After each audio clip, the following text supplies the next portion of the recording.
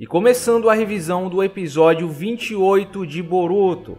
Pois bem, após um pequeno resumo sobre o passado do Kagura e um discurso inspirador do Chojuro, o Kagura recebe a chave do cofre onde estão todas as 7 espadas dos espadachins da névoa. Alguns podem dizer que isso foi meio que irresponsável da parte do Chojuro, deixar algo tão valioso nas mãos de um garoto e não ir junto, mas eu enxergo como um voto de confiança. O Kagura é um Chunin super habilidoso e até então confiável, não vejo motivos para ele ter algum receio. Enquanto isso, nosso velho amigo Suigetsu observa tudo de longe, com um sorriso maléfico, mostrando que ele está envolvido de alguma forma. E por coincidência, quando o Kagura chama o Boruto para mostrar a Himare Karei e agradecê-lo por ter conseguido se decidir a assumir a responsabilidade de possuí-la, o Shizuma aparece em uma entrada nada amistosa usando prisão de água nos dois. Em resumo, Shizuma revela que deseja causar uma guerra matando o Boruto e tenta fazer a cabeça do Kagura, dizendo que o Chojuro planeja se livrar de todos que não concordam com seus métodos, usando assassinos para se livrar dos rebeldes. E o fato de que o nome da família dele não aparece mais nos memoriais era uma evidência inegável de que o regime atual quer apagar os vestígios de tudo que não é apreciável. E o mesmo valia para a família do Kagura. Certamente essa última parte é a única verdade dita pelo Shizuma, pois assim como Konoha com os incidentes envolvendo os Uchihas, não é difícil de acreditar que Kirigakure está tentando esconder ou minimizar alguns de seus erros do passado, apagando certos detalhes de sua história. Basicamente, a intenção do Shizuma é recuperar a dignidade daqueles que tiveram sua existência apagada. Aqui também temos uma visão mais detalhada do flashback do Kagura no episódio anterior. Apesar do Shizuma não ser aquele garoto como eu estava supondo na revisão anterior, no final das contas, ele foi realmente atingido pelo ataque do Kagura e era a pessoa que o via como um humano, o protegendo desde então, mesmo que por motivos errados. Algo que o Shizuma tenta jogar na cara do Kagura, mostrando as cicatrizes deixadas por aquele ataque, o deixando ainda mais abalado. Pois bem, vendo a situação, o Boruto se irrita e tenta enfrentar o Shizuma, onde vemos que ele também é capaz de usar o Raiton em um nível básico. Mas o interessante é que ele diz, é hora de tentar, indicando que talvez ele já tenha um conhecimento prévio do elemento e já estivesse praticando muito antes da excursão. Até que ele é surpreendido pelos parceiros do Shizuma e é obrigado a usar um ninjutsu de Futon Repuxo para aumentar sua velocidade, combinando com kunais impregnadas com Raiton. Em uma cena que, apesar de ter tido poucos segundos, foi simplesmente foda. Porém, o Boruto é facilmente repelido por um Suiton do Shizuma. Eu sei que isso gerou uma certa comoção no fandom, portanto eu vou comentar um pouco mais sobre essa cena ao terminar o vídeo. Enfim, sem mais delongas, o Kagura aparenta cair na lábia do Shizuma e vai com ele acreditando em sua promessa de criar um futuro mais justo. Se bem que me parece que o Kagura tomou essa atitude para que o Boruto fosse poupado. Aqui também é revelado que o verdadeiro foco deles é a instabilidade no Mar Médio. A morte do filho do Hokage daria um fim ao Tratado de Paz e também seria um estopim para o início de uma guerra. E esse trecho em si já mostra que eles não passam de adolescentes sendo movidos pelo ódio e descontentamento com Kirigakure. Certamente eles não fazem ideia da gravidade do que estão tentando fazer, porque matar o Boruto significa colocar o Naruto contra eles. E certamente o Suigetsu, ou quem quer que esteja por trás disso, deve estar tirando proveito de toda essa raiva reprimida deles, e os manipulando. Bom, em seguida, o Boruto acorda sendo cuidado pela Sarada e descobrimos, assim como eu suspeitava na revisão passada, que o Hachiya não foi morto pelo Shizuma. Enquanto o Suigetsu observa as ações do Shizuma, dizendo que ele é habilidoso, mas é famoso por seu mau comportamento. Isso meio que soou como uma crítica ao Shizuma. Ele é um adolescente revoltado que só tem papo, nem mesmo conseguiu matar alguém. Provavelmente esses novos auto-intitulados espadachins da névoa estão sendo manipulados e iludidos pelo Suigetsu. Talvez ele mesmo não considere que eles são dignos de possuírem essas espadas por serem muito jovens, inexperientes e não terem a crueldade necessária. Só lembrando que o principal objetivo do Suigetsu sempre foi conseguir todas as espadas e reconstruir os espadachins da névoa, exatamente o que o Shizuma estava fazendo enquanto ele estava observando.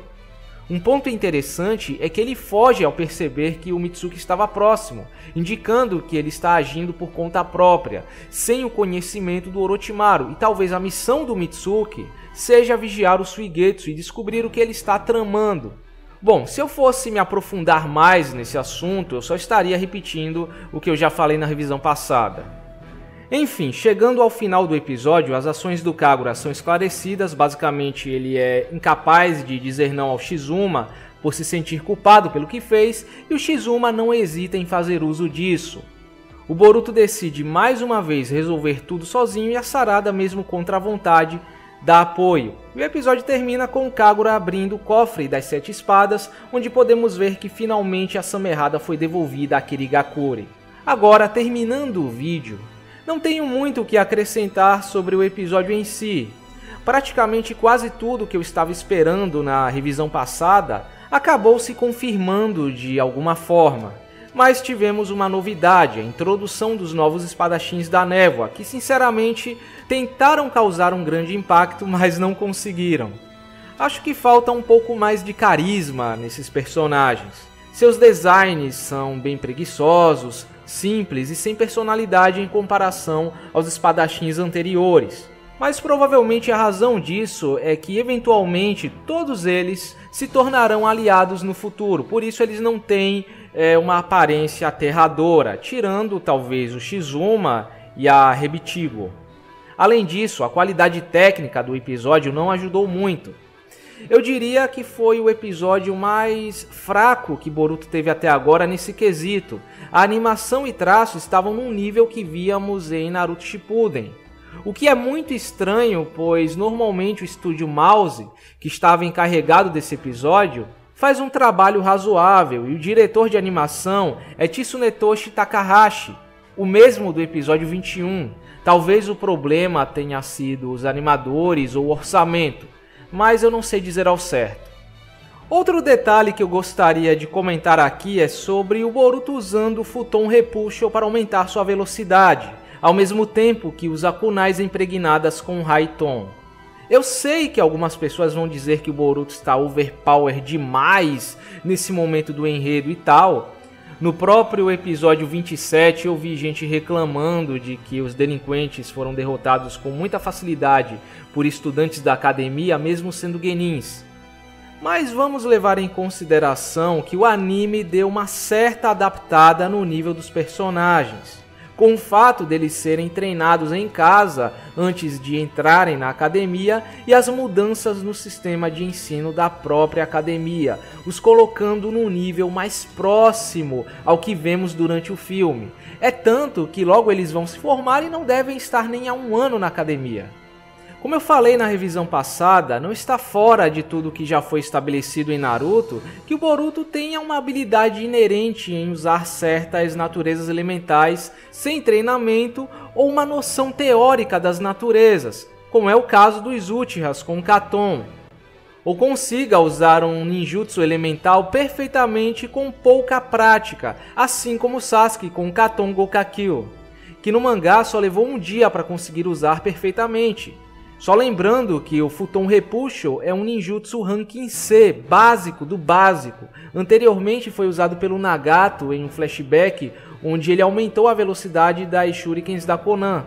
É claro que no mangá esse conteúdo da academia não existe. Eles são mostrados com uma progressão mais próxima da antiga geração. Estão na academia desde pequenos, como vemos no capítulo 700. E a história em si começa a partir do exame de Chunin, quando eles já são genins há um certo tempo e bem próximos de se tornarem Chunins. O único personagem da nova geração que é mostrado acima da média e se destacando do resto é o próprio Boruto, pois a proposta dele como personagem é ser um prodígio, um gênio super talentoso que aparece uma vez a cada geração.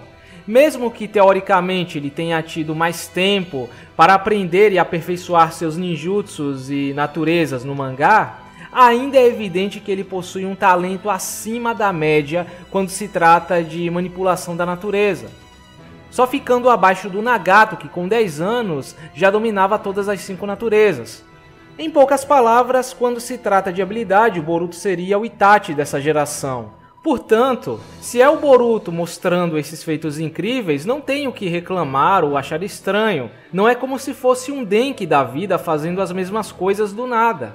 Em resumo, dentro do contexto do anime, repito, do anime, o núcleo principal dos personagens da nova geração, principalmente Shikadai, Boruto, Mitsuki e Wabe, que estavam ali lutando contra os delinquentes, são a elite da academia, são praticamente ninjas completos, só faltando a formatura. Por mais que os adversários deles fossem genins e teoricamente mais experientes, não significa que eles eram tão talentosos quanto eles. Tanto que o Mitsuki até pergunta se eles eram mesmo genins. Eles eram genins abaixo da média, enfrentando a elite da academia de Konoha. Inclusive podemos ver essa diferença de talentos entre genins até no Classic. No exame de Chunin víamos genins recém-formados, recém-saídos da academia que só faziam missões menores de pegar lixo e capinar terreno, peitando genins com o dobro da idade e experiência deles. Isso aqui não é um RPG, não é porque o cara se torna um genin que ele vai subir 5 níveis e seus status aumentam. Existem genins e genins. Se o cara era um estudante de academia merda, ele será um genin merda. Se ele era um estudante de academia habilidoso, ele será um genin habilidoso. Bom, então é isso, meus amigos. Eu fico por aqui, eu espero que vocês tenham gostado da revisão e nos vemos no próximo vídeo.